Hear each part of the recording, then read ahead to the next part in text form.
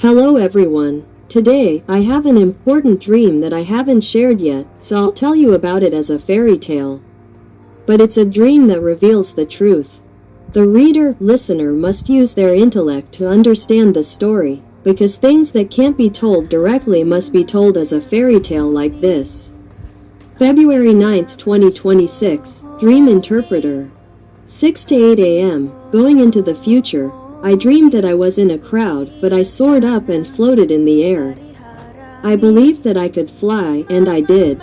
My mind didn't let any thought of not being able to fly into my head. At first, I was only floating low, about half a meter from the ground. I thought to myself that I had to fly higher, float above people and go as far as I wanted. And I was able to do what I thought. People were amazed to see that I could really fly, and I flew far away. There were many people who looked like soldiers, all the same height, the same size, and dressed the same way. In each area I flew to, they were dressed differently. We can fly and levitate anywhere. Explanation 01. The dream told us about the future, saying that in the future we will have the opportunity to study the Dhammakaya teachings. We will be able to fly and levitate. We will practice the Dhammakaya teachings and train our psychic powers. But at that time, humans will be physically similar, and each place or area will have different fashion trends. The fact that humans have similar bodies and are the same size is comparable to the era of the Maitreya Buddha in the future.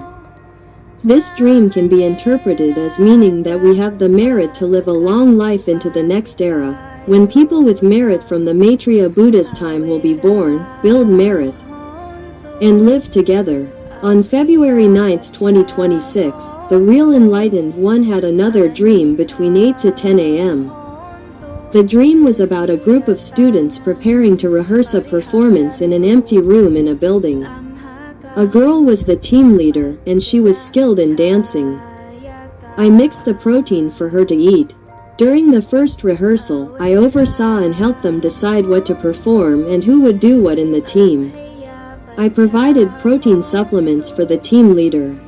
Later, during another rehearsal, someone next to me helped me prepare the protein for the girl as I instructed.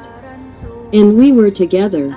The first time, we handled all the procedures and contacts ourselves without any problems. But in the second round, everything seemed to be going wrong. There was a team of young men who were turning on the sound system, and a young woman as a backup. The main team seemed very aggressive towards their friends. The protein shake cups looked like they had been used for who knows what. When the person next to me tried to mix the protein shake, the cups looked old and very dirty. Explanation 01 wants to say that even though in the future, there will be virtuous people from the era of the Maitreya Buddha who will be born and accumulate merit, whom we will meet, society will still have people from the old era. Consumption will still follow the trends of the modern world. To eat well, we need to supplement our diet with nutritional values such as protein. But the people living together will still include people from the old era and people from future eras who have been born and grown up together. This makes it impossible to expect that those living together will willingly follow the leader very well. Just in the second round, the working group was already ready to deviate from the planned guidelines, disregarding strictness. 01 gave this dream to let us know in advance that even though many virtuous people from the future era will be born in this era is still a cyclical period. While the standard of living for people in the present generation remains one that doesn't adhere to the 5 precepts, future generations will generally uphold them. Personally, they will have a better quality of life than those of this generation. However, when working together as a team in educational institutions, academic performance will still be measured by grades, not by morality or adherence to the 5 precepts. Their lives and quality of life will therefore be different.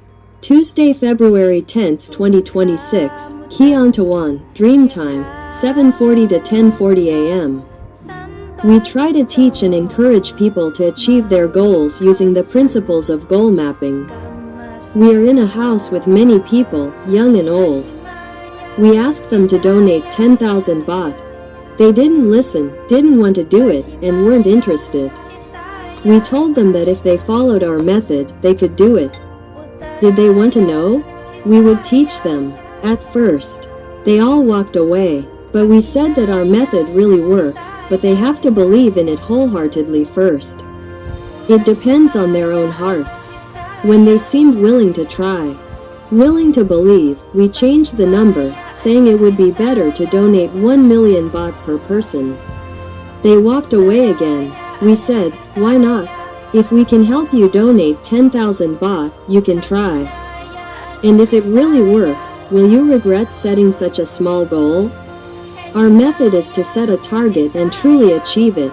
There's a reason for it. If you can really do it, why set a small target? So, they agreed to follow our instructions. We had them stand in a circle, holding hands, and told them to follow our instructions. Each person was to set an intention to donate 1 million baht. The intention is just in their heart, don't think about where it will come from. Then, they were to think about finding 10 people who would donate 100,000 baht each to them. This means everyone who set the intention to donate 1 million baht then created a plan to find 10 people to donate 100,000 baht each. Then, they were to teach those who intended to donate with them how to do the same thing.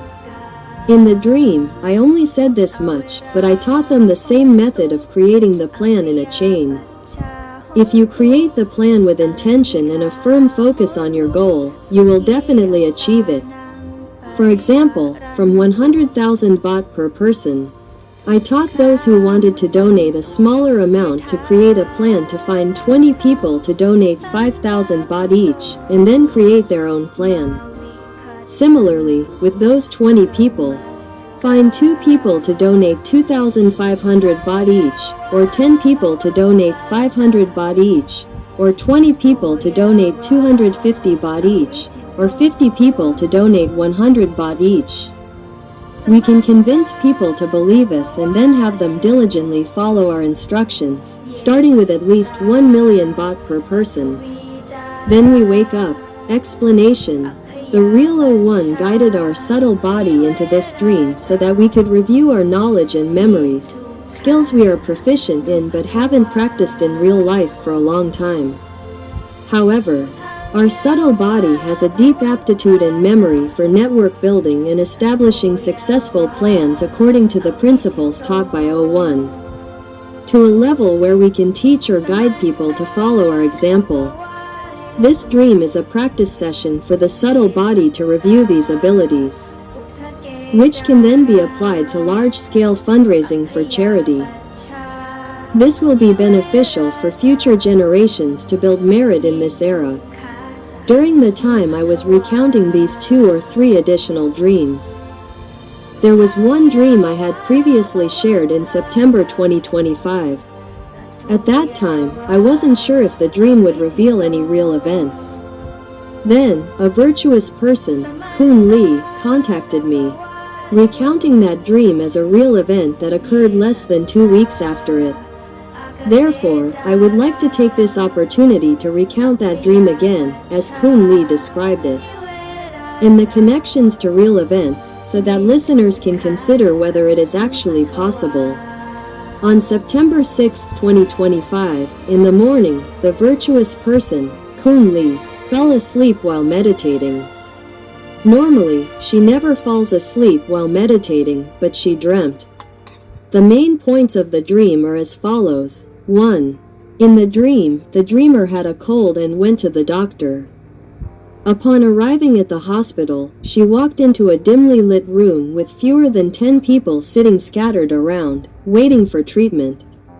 2. In front of the dreamer, she saw a young man in his early 20s, who looked ill and drowsy, standing there. She also saw a middle-aged man folding a handkerchief to the size of his palm. 1. The handkerchief was placed behind the middle-aged man to cover the young man's nose and mouth. A monk with an unfamiliar face, no older than 30, stood directing the conversation. 2. The young man tried to breathe, and smoke billowed from the handkerchief. He then fainted and slowly slumped down. The middle-aged man helped him lie down and said, "He's definitely going to die." The dreamer saw that the young monk who had been directing the conversation earlier nodded. In the room, none of the other 10 people who were waiting for treatment paid any attention to the young man. 3. To the right of the dreamer, a woman named Usika, whom the dreamer knew, placed a basket of 5 fish on the floor, ready for treatment. She placed them down and then left, leaving the dreamer confused as to whether fish needed treatment. The dreamer then woke up. In conclusion, it was the real O1, who had passed through the Dhammakaya meditation technique. The dreamer, while meditating, caused his physical body to fall asleep, allowing his subtle body to dream in order to recount events that would occur at Wat Phra Dhammakaya from now on. The dreamer created this scenario and then told Kyongtawan so that he could ask a true expert to interpret the dream correctly, and then inform his followers. O1, dragon hiding its body.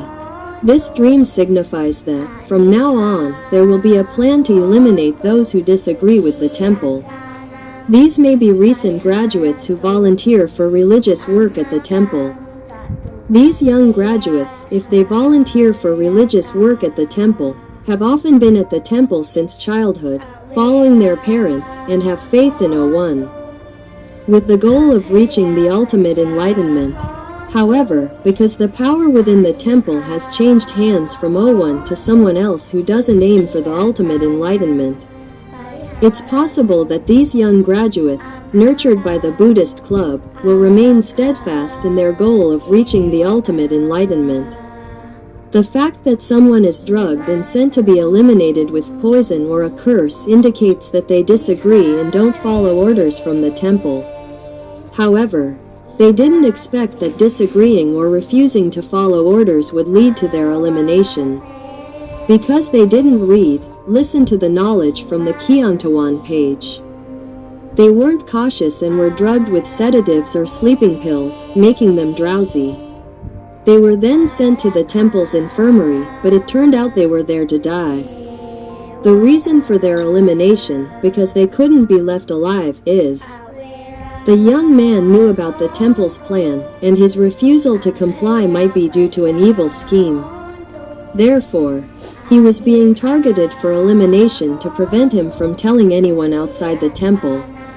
And in the infirmary, the other 10 people waiting for treatment must have seen and heard the same words as the dreamer, that they were there for treatment but also to be killed. If those 10 people were conscious, they would have known and been alarmed that the monk was ordering someone to be killed and would have fled. But they seemed indifferent. This means that everyone in the room had been drugged and brought there so the monk could order their deaths. They were unaware of what had happened to the young man before them. Nor did they understand the meaning of the words, "Death is certain," and the young monk nodding in agreement, whether it was appropriate or if they were about to be subjected to that. In summary, this dream, the actions of the 30-year-old monk reveal that newly ordained monks, young and inexperienced, do not understand the law of karma, do not observe the 5 precepts, have no shame in committing sins, and do not fear the consequences of their actions. In other words, they lack shame and fear of retribution. Furthermore, there are reports that Wat Phra Dhammakaya is even planning to build a new temple for a senior monk to be the abbot, complete with a state-of-the-art crematorium specifically for cremating those associated with the temple. They even advertise the crematorium as being so advanced that it's colorless and odorless, seemingly intending to silence anyone within the temple who opposes or obstructs them. The cremation is supposedly done using poison or some other substance, leaving no trace of death or any remaining remains for physical investigation. This clearly shows that the current temple administration is heavily consumed by delusion, false views, and greed, to the point of lacking morality, ethics, and fear of karma. Murder has become a normal habit, simply for anyone who obstructs their path to profiting from donations. This information pertains only to the temple. Note, this information comes from a genuine source who received it from the actual O1, who has not been involved in any activities at the temple since April 21, 2018, and has not been at the temple since February 2, 2019, until today. They are not involved in any new projects or charitable activities announced since 2019 onwards. Therefore, we request that all those who wish to accumulate merit, followers of Luang Pu Sat, Kun Yai Chan, and Luang Por Dhamacheo, O1, and those striving towards the ultimate attainment of Dhamma, be aware and exercise caution. Do not get involved in any new activities or projects announced by the temple and its branches throughout Thailand and the world from now on. Absolutely not, because if you become involved, if you learn about the new policy goals, which are different from the original ones of the real O1, and you think about backing out or not participating, it's too late. Because you've already learned about their goals. If you don't participate, they won't let you live to bring trouble to them. They also forbid you from telling anyone outside the temple. This means that if you find out, you have no choice but to participate, otherwise you will be silenced by death. Additional information, after reviewing and discussing with the dreamer again, more information was obtained, which became a major and terrifying issue that no one could have predicted before, especially Buddhists who know the law of karma, love merit, and fear sin. In the dream, 5 fish were sent, representing the merit leaders and sponsors from the outer temple area, sent by the devotee to be killed in that room. The killing in this room was not only aimed at the young volunteers who refused or who applied to be ordained but couldn't withstand the rigorous training, but also included the merit leaders and sponsors in white robes, who were like fish in a pond that the devotee would catch and put in baskets to send to this section for killing as a matter of course every day, without having to do anything wrong. The dreamer said that in the dream, when seeing the young man being silenced, she felt that his time had not yet come. It wasn't their time to die yet, or it could mean there was no justifiable reason to be killed. This implies they hadn't done anything contradictory or disagree with anyone, hadn't committed any wrongdoing, and therefore had no reason to be executed. It would imply, why would they need to be killed? Or why would there be a specific group orchestrating the killing, choosing anyone who hadn't done anything wrong? This includes religious leaders who still frequent the temple, who still have faith and belief, like fish in a pond trusting their caretaker, unaware of when they'll be sent to the slaughterhouse. When this is linked to the investment in finding land to build a new temple and installing a special, colorless, odorless crematorium that leaves no trace for anyone to verify, it makes perfect sense. Don't tell me that greed has clouded their judgment to that extent, and that the people orchestrating this aren't Buddhists. Those who comply, if not under duress, must be accomplices, seeing murder as a way to make money. The sole reason for sending people to be killed is to supply the crematorium at this new temple, isn't it? Because at each funeral, relatives and temple attendees have money, right? Where does that money go?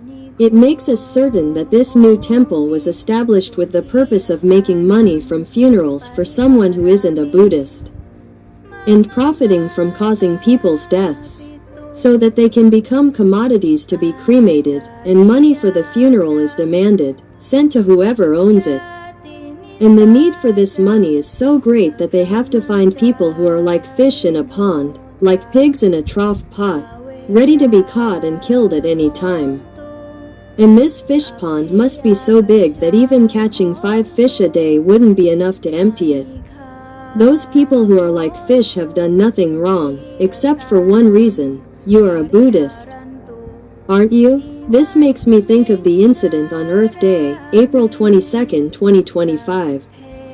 When a true expert learned from O1 through a special method that there would be an airborne poisoning to eliminate Buddhists, both monks and laypeople, who were participating in the ceremony at the Dharma courtyard in the project to offer alms to 40,000 temples nationwide to honor O1 on his 81st birthday. That dream clearly shows that the goal of Islam is to eliminate Buddhists, to kill monks and Buddhist people.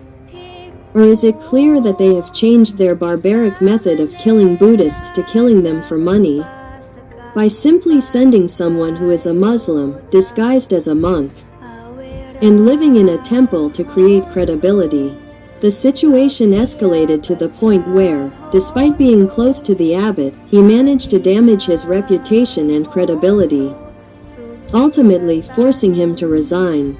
This suggests that the information circulating suggests that 06 was a fake Muslim who had infiltrated the monkhood, as confirmed by a highly respected monk.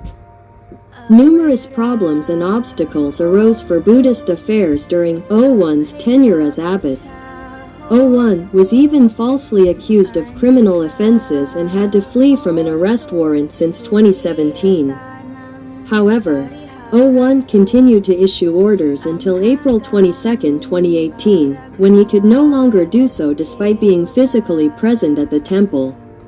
This was because O1's senior secretary betrayed him, cutting off all legitimate orders from O1 on April 22, 2018, and colluding with O6 and other high-ranking temple officials.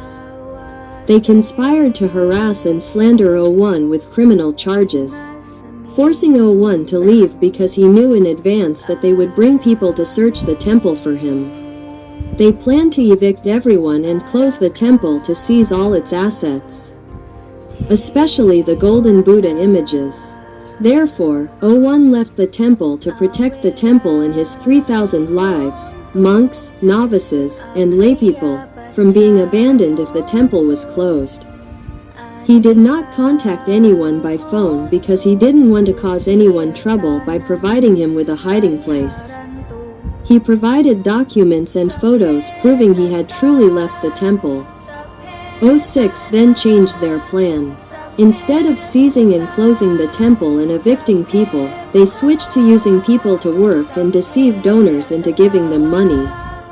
They operated under the guise of O1, without the real O1's knowledge, because O1's senior secretary, who normally oversaw O1's instructions and orders, issued a directive prohibiting anyone else from interfering with his directives, besides himself. Since mid-June 2018, when O6 and O1's senior secretary collaborated, it's impossible to do anything good. Having seized control of the temple's administration, if O6 wanted to insert any Islamic schemes to eliminate Buddhists and make money, it would be easy and free. Since February 2, 2019, when O1 left, all forms of destruction have been meticulously planned out on a monthly and yearly schedule.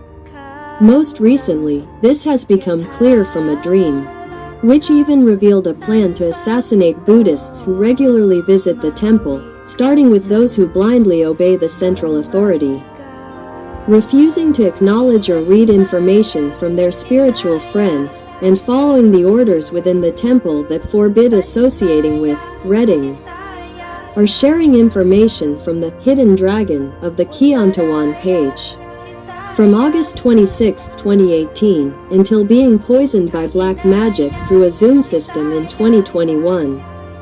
Through the ceremony of creating 24 Buddha images and the ceremony of casting 2 to 3 golden Buddha images with black hair in 2023. This process caused the temple's followers to lose their pure merit and become disciples of sorcerers through the ceremony of placing gold leaf under the base of the Buddha images or the central core of the black-haired Buddha images, which they voluntarily agreed to.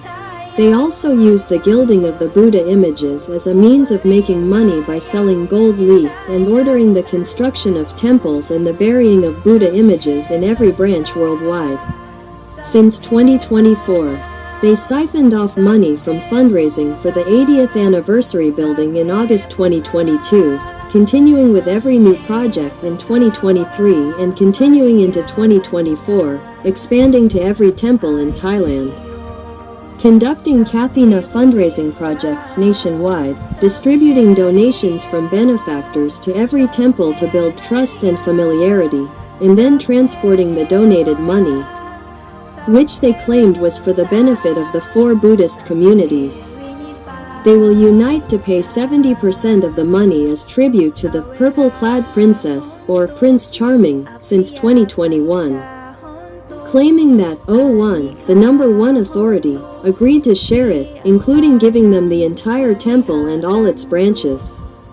Therefore, every new project that arises, claiming to be O1's policy and adding forged sermons to create credibility, is all done to siphon enormous sums of money as tribute to the 70% purple-clad princess, which O6, the number 1 authority, agreed to, but claiming that they talked to O1 and he agreed.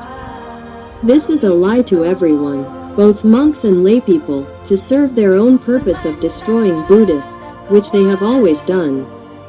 But they have gone so far as to treat the lives of Buddhists who come to the temple to make merit like vegetables, fish, to be killed and sold to feed themselves and continue paying tribute. They even send corpses to be cremated at a newly built temple, which we learned about in July 2025, and which uses a modern, colorless and odorless crematorium.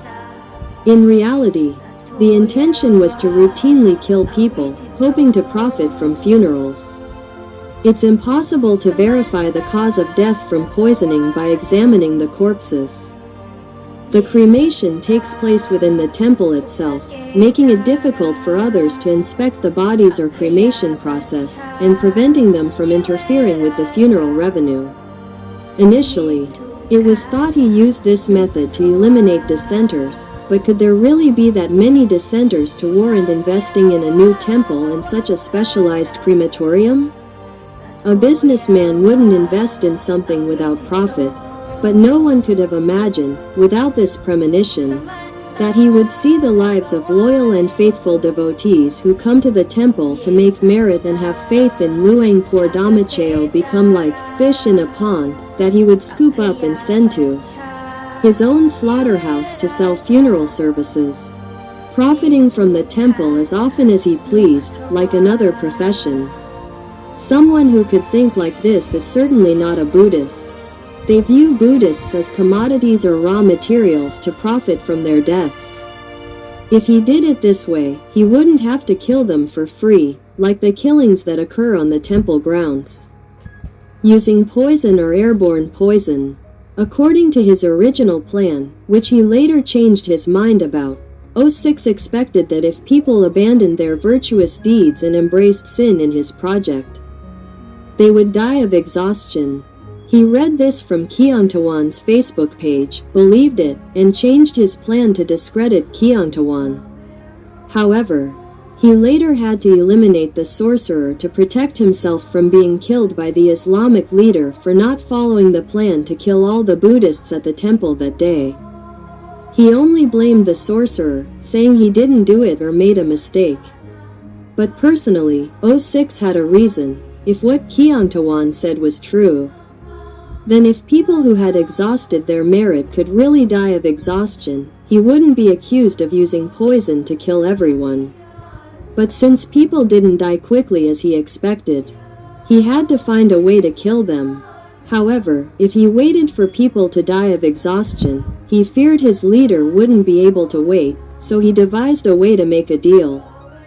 Claiming that he killed people for free, without making any money, but waiting a little longer, following this plan, was subtle, safe, difficult to detect, and would provide him with money for life. Because there were so many Buddhists in the temple, like fish in a large pond, he could catch as many as he wanted and send them to the slaughterhouse. He compared Buddhists to fish. Anyone who could do something like that and think like that was not only not a Buddhist, but not even human.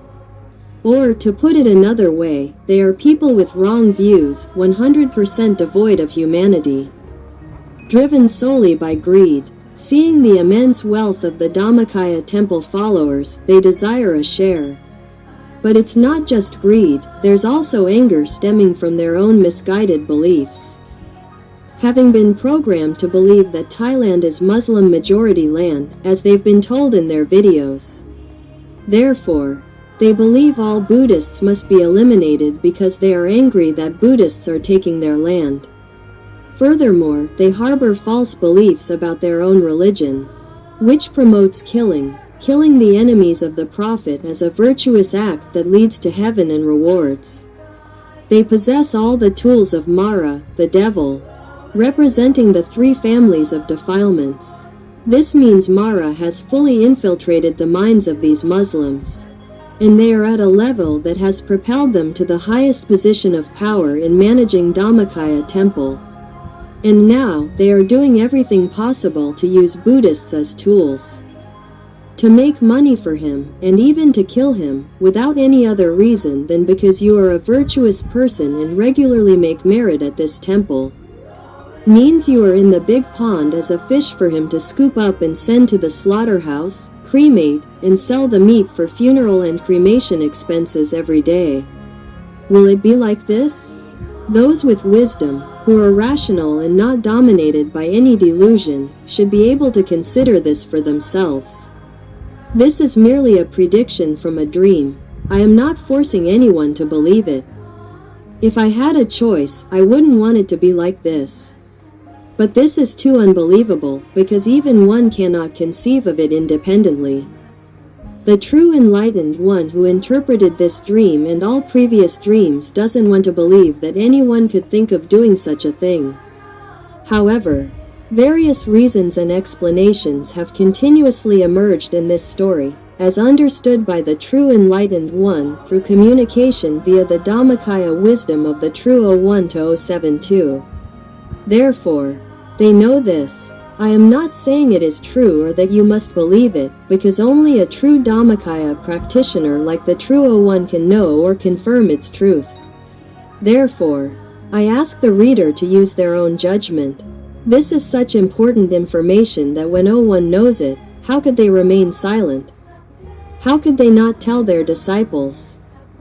But as I said, who wants to believe while it's happening, or wait until something happens and it's too late?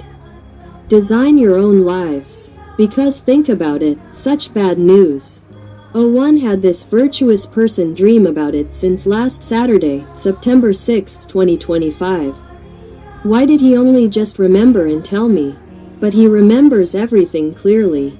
And because he saw that the dream was recounted by someone who never dreamed before, but never fell asleep during meditation.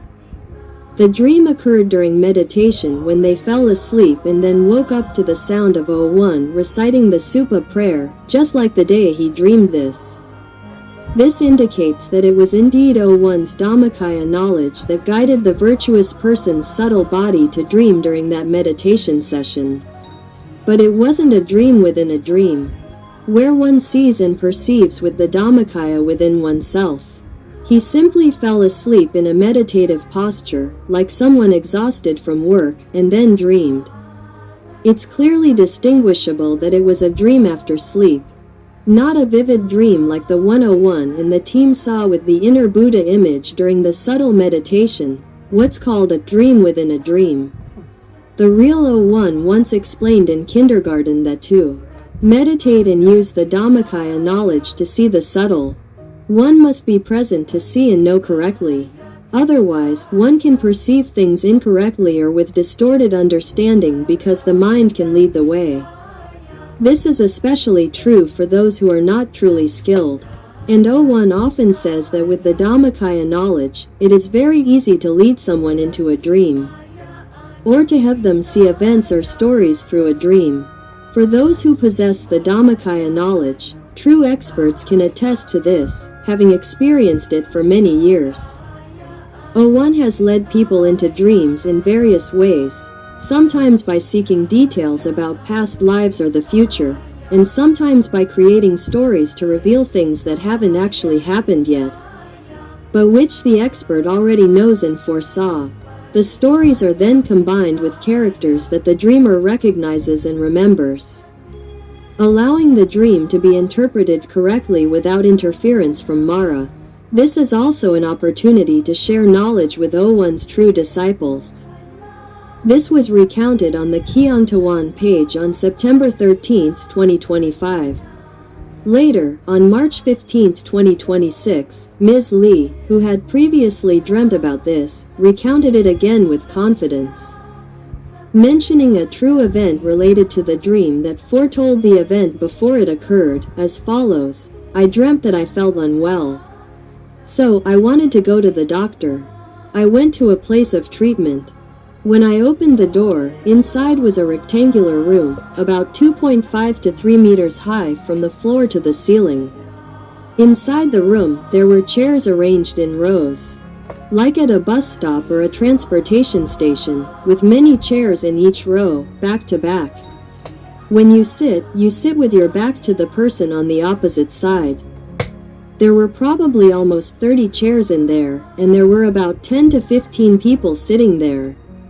The first group was sitting closest to the door, and then the group further inside. Inside, there was a monk who seemed to be the doctor, giving orders, and a male assistant.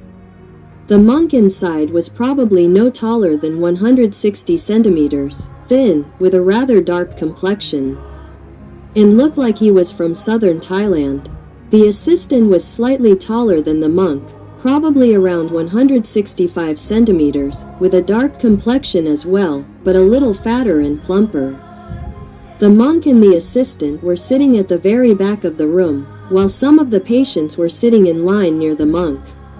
When it was my turn for treatment, there was a young boy. He was selected for treatment even though his symptoms didn't seem severe, but it was like he needed to be examined by a doctor, await analysis, diagnosis, and treatment. The young man was probably in his early 20s, with fair skin, looked healthy but not overweight, and had a well-proportioned build. He was about the same height as the assistant. The young man walked over and stood facing the door, which was where I was standing. To his right was a monk giving instructions to the assistant. After standing there for a while, the young man, he didn't seem aware of what was about to happen, only that he was about to receive treatment. The assistant used a handkerchief folded into his palm and covered the young man's nose and mouth with it. He held it there for a moment, and the young man seemed to struggle, but not much because the assistant was strong. He only struggled slightly, and then he lost consciousness, slowly kneeling and collapsing to the ground. While the handkerchief was covering his nose and mouth, the young man tried to breathe. A small amount of white smoke could be seen rising from the handkerchief. After he collapsed to the ground, the assistant checked to see if he was conscious. Then, she turned to the monk and said, "Normally, he's definitely going to die." When I heard that, I thought, why would they do this? I said to myself in my dream, why kill him? I looked at another group sitting near the door. Everyone seemed oblivious to what had just happened. The boy who had just received treatment had lost consciousness, and his assistant had said he was definitely going to die. No one seemed to notice. They just sat there waiting for treatment, engrossed in their phones. And in that group, there was a female lay follower who brought a basket with 5 fish. From the look in their eyes, those fish seemed to represent the benefactors waiting for treatment. But there was one fish that I felt, hey, why do its eyes look so strange? They're round and big, like a living, powerful eye, but somehow odd. In my dream, I felt like, will this fish in the basket, become like that boy in the future? And then I woke up startled and asked myself, who killed whom? This is an additional story I'm sharing. 11 days after my dream, September 6, 2025, on September 17, 2025, there was news of a girl's death related to the crystal ball. The eyes of the fish in that basket, the one I'm talking about, they're like the eyes of the little girl who sold the crystal balls. I mean, this dream is from the real O1.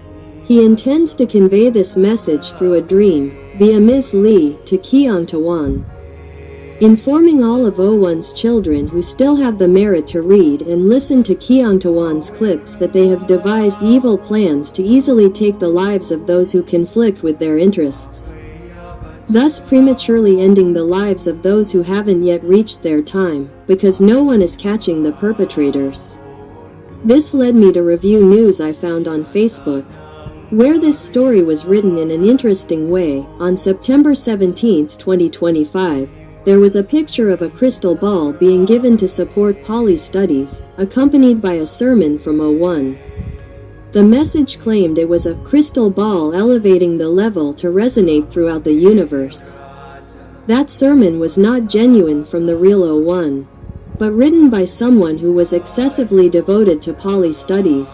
If the real O1 were still alive, he would never deceive people in the temple areas like this.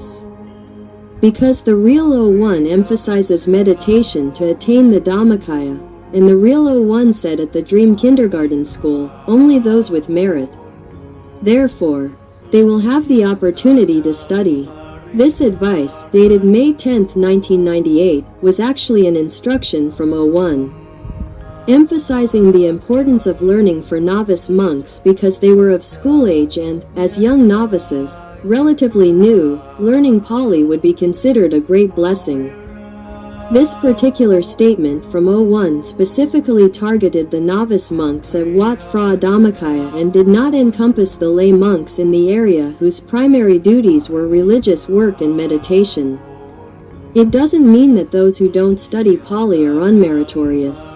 However, the temple, being the cunning O6, would find ways to manipulate the temple's members into only following O1's suggestions and encouraging them to learn Pali. They wouldn't disclose what benefits they would gain from this, so they would use O1's name in their tactics. The use of the crystal ball and the accompanying sentences were designed to convince the lay monks and novices that it was genuinely O1's intention and desire. When a story like this involving O6 pushes the devoted followers of O1 to do something for him, deception and manipulation inevitably occur. And, personally, O6 isn't adept at fundraising, so he'd have to find some kind of exchange that he thinks no human being dislikes, something that offers something in return. He might have falsely claimed to this young woman that it was O1's wish to give a crystal ball to the students of Pali who completed their class, and that he wanted her to bring the ball to offer to O1. However, she might say she couldn't offer something for sale, and he would trick her into sending it first, promising to disperse the funds from the group later. Once she sent it, he would simply send someone to persuade her to create a personal Buddha image. When she received the image of the Buddha and the certificate of merit, he would give her a drink laced with poison, so she wouldn't have to pay a single baht for the crystal ball. And the secret would remain a secret forever, because no one would know for sure. This is all actually possible, considering the methods used by the monks in their various projects. It's now clear who's behind it all, who's seized power, who's impersonating O1, and who's falsely claiming to be O1, because the real O1 hasn't been at the temple since February 2, 2019. This is evident when examining the details of the ceremony for receiving the crystal ball. The picture posted on Facebook on September 17, 2025, shows thousands of crystal balls given away at this event. It seems like a coincidence, doesn't it? The day the crystal balls were given away happened to be the day of death of a beautiful young woman from the south. I saw the funeral was held in Songkhla province. She was only 34 years old. She was a crystal ball seller, and before she died, she had just made a merit offering to have a personal Buddha image made on September 13, 2025. There are pictures on her page showing the Buddha image with her full name and the donation receipt with her full name for the 15,000 baht donation. Her name was Priyafat Thongkao. But she died on September 17, 2025, just 4 days after having the Buddha image made on the Mahadhammakaya Chedi. The question is, if it was truly merit, would she have died? The answer is no. Because from past experience, during the time when Luang Por Damacheo was leading the merit making, I often saw and heard that bedridden patients who were near death, after having a personal Buddha image made, would miraculously recover within a few days. Even 24 hours later, this raises suspicion. Point number 1.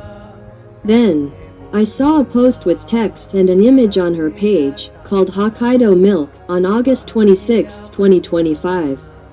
She posted a short message saying, Ju-ja crystal ball, 3 centimeters. 450 baht, 4 centimeters.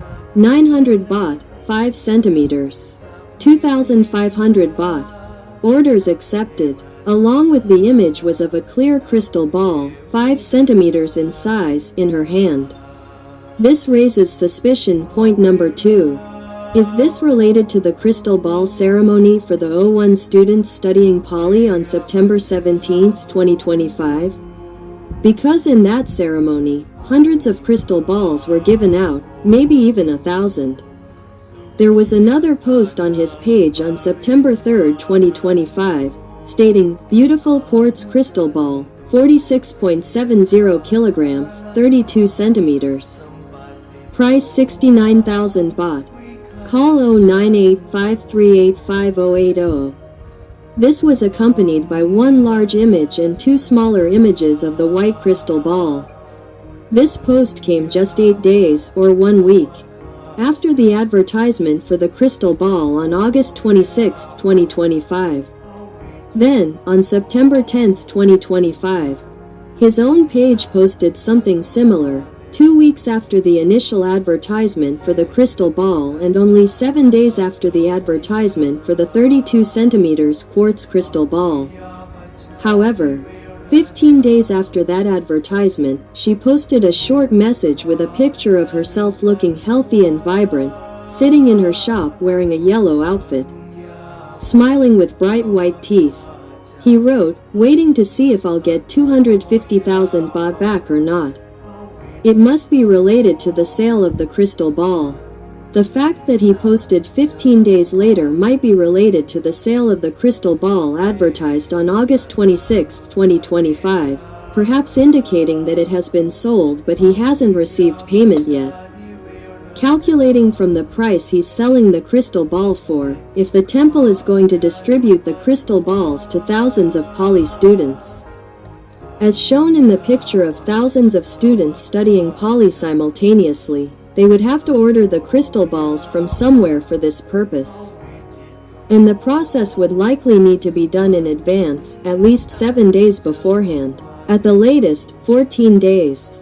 The crystal orbs that were given away to those who came to study Pali, if they were 3 centimeters in size, at 450 baht each, would total 250,000 baht.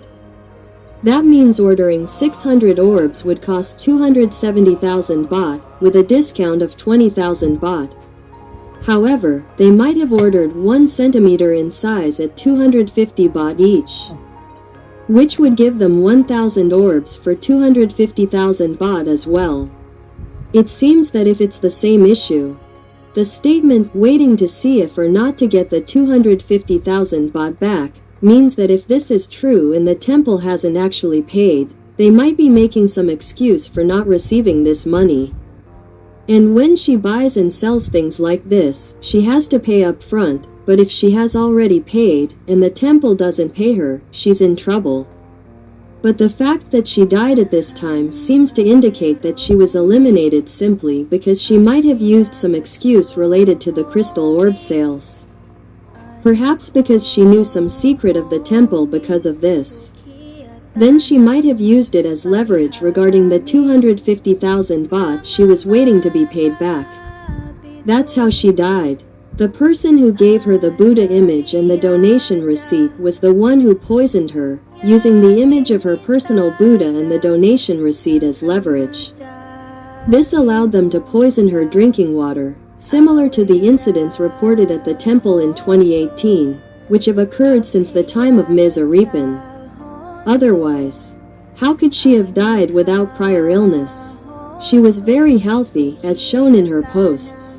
On September 10, 2015, she had just made a donation for her personal Buddha image. On September 13, 2015, she also made donations to 323 temples in southern Thailand, including offering food to monks. And on September 14, 2016, she even posted on her page about her morning meditation. After that, she didn't post anything else. How could she have died so suddenly just 3 days later? The only exception was the time she participated in the 323 temple donation event, where she received the image of her personal Buddha image and the donation receipt from the regional coordinator, and also received the poisoned water, which she hadn't yet drunk. Then she drank it on September 17, 2016, and died without anyone seeing what happened or doing to her. She just fell asleep and died peacefully, like Ms. Aripin, who reportedly received a red soda at World Peace Khao Yai during the evening of October 16, 2018, and drank it right away. The next day, October 17, 2018, she had to give a statement to the DSI. She even woke up in the morning to have breakfast before passing away later that morning. In the case of Nong Priyapat, she participated in the 323 temple event on the 13th. And on the morning of the 14th, she was still meditating. But just 3 days after that, she didn't post anything anymore, and then the news of her death broke on the 17th. It seems someone found her body already. She had been dead for 3 days already, otherwise she should have posted something. But she probably meditated in the morning, and the post on her page became her last, and she died while meditating. But it wasn't until the 17th that someone found her dead that the date was recorded as the 17th, which coincides with the date at the temple. A ceremony was held to receive a crystal ball, allegedly given by person number 01 to those enrolled in the Pali studies. No one mentions how or from what illness she died, but evidence from a Facebook post showing she had a personal Buddha image created on the 13th, she died on the 17th, is visible. Her page even shows her selling large crystal balls. On September 3, 2025, she posted, "Beautiful quartz crystal ball, 46.70 kilograms, 32 centimeters. Price 69,000 baht. Telephone, 09853855080. She was the middleman in this transaction. The temple's past practice of gilding crystal balls, such as the display of over 30 large crystal balls in the cloister, raises questions about their origins. Was it free? Perhaps she was involved in selling these large crystal balls, leading to the posting of the advertisement with the price on the 3rd. This opens up several possible connections to the buying and selling of crystal balls and quartz and the temple itself. There might have been some kind of exchange of benefits involved in these matters. Considering the large quartz crystals that the temple has placed there, inviting devotees to participate in merit making by gilding them with gold leaf, where gold leaf is sold for devotees to use in gilding the crystal ball. How does the temple obtain the gold leaf to sell to devotees for merit making to gild the crystal ball? Is there any real money profit involved? Where does it go? To whom does it go? Are there any people involved in this trade? It's possible that it relates to greed and the methods of obtaining it, and who will pocket the profit. Did this lead to negotiations over the price of the crystal ball? And did this young woman know the conditions and the exchange offer from the temple? This means she knew who was involved in this and whether there was an offer to share the long-term profits to avoid paying her for the crystal ball this time. But she couldn't accept the offer for some commercial reason.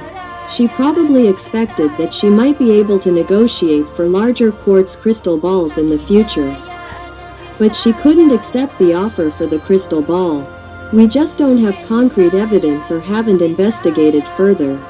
It's a matter of huge financial gain for those who are planning to do wrong here, and it's not just anyone. Besides the former secretary of O1, Fratu, who was the one to thwart Abbot O1's orders. Acting on the orders of Auntie Yi, the host and mother of the young man who is the chairman of the major merit-making events at the temple recently named Menka, Auntie Yi issued a strict order to the 5 monks who attended the meeting with her to cut off all means of giving O1 any orders, otherwise she and the 5 monks would all be in trouble. This started from the end of November 2017.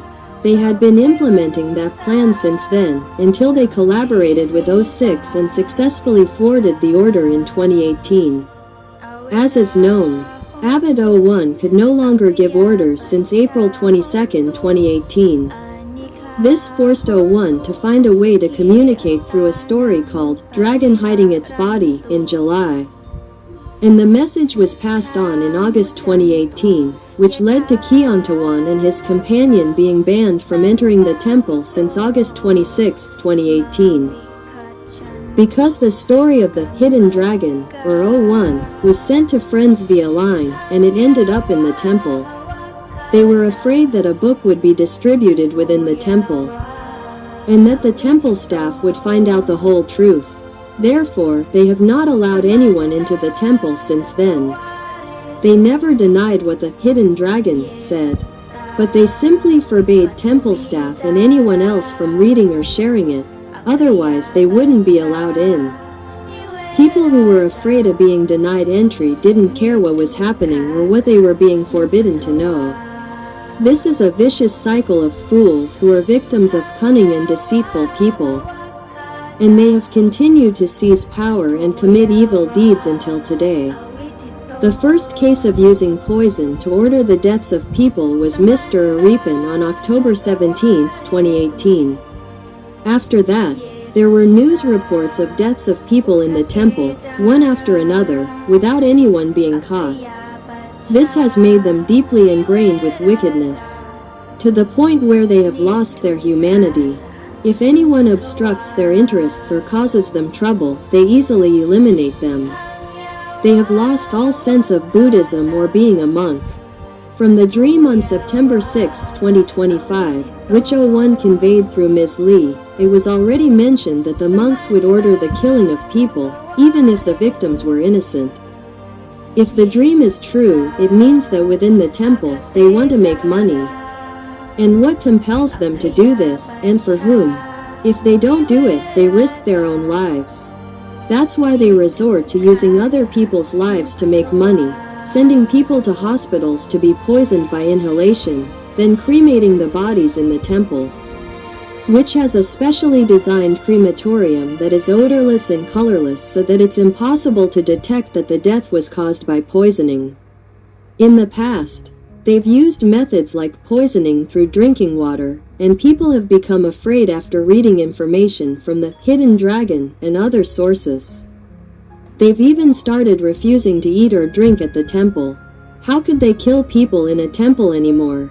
The dream, from O1, says they kill people by making them feel sick, then sending them to the temple's hospital or infirmary, where they simply put poison in a handkerchief for them to inhale, causing their death.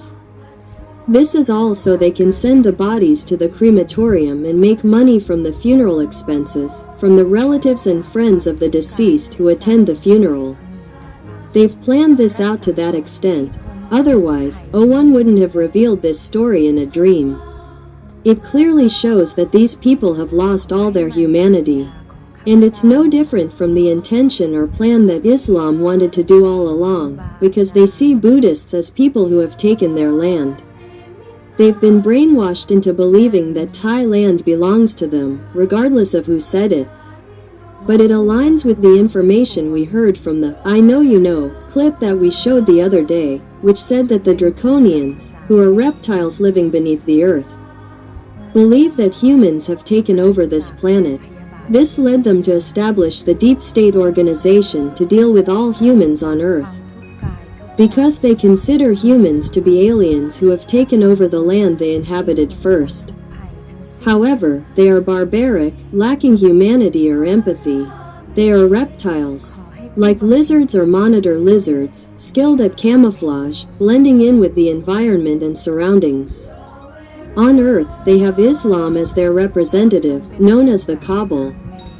The information in that clip reveals that they have been devising various methods for a long time to eliminate humans, impersonate them, create human clones, and manipulate chromosomes so that humans are unaware of their special abilities. Now, the forces of light are coming to help them. The forces of light originate from highly virtuous beings from other universes, traveling by light and possessing luminous, ethereal bodies, similar to celestial beings. However, they possess the ability to fight against the forces of the deep stage. Therefore, everything happening in this world right now is interconnected. Knowledge converges with us, those of us with wisdom. Anyone who hears or reads this is considered highly fortunate and possesses correct understanding, which will continue to improve. Therefore, do not stray, do not listen to others, do not commit sins, or participate in other virtuous activities that do not truly originate from us. It's not just our group that has changed. The world's currents have become so wicked that even the people of Wat Phra Dhammakaya, who were once incredibly good and pure because they were disciples of Luang Por 01, have been infiltrated and become followers of Islam, sometimes unknowingly and sometimes intentionally. They are villains in the guise of good people. รักษาตนให้พ้นจากทุกภัยทั้งสิ้นเถิดเหล่าเทวดาผู้อารักขาข้าพเจ้า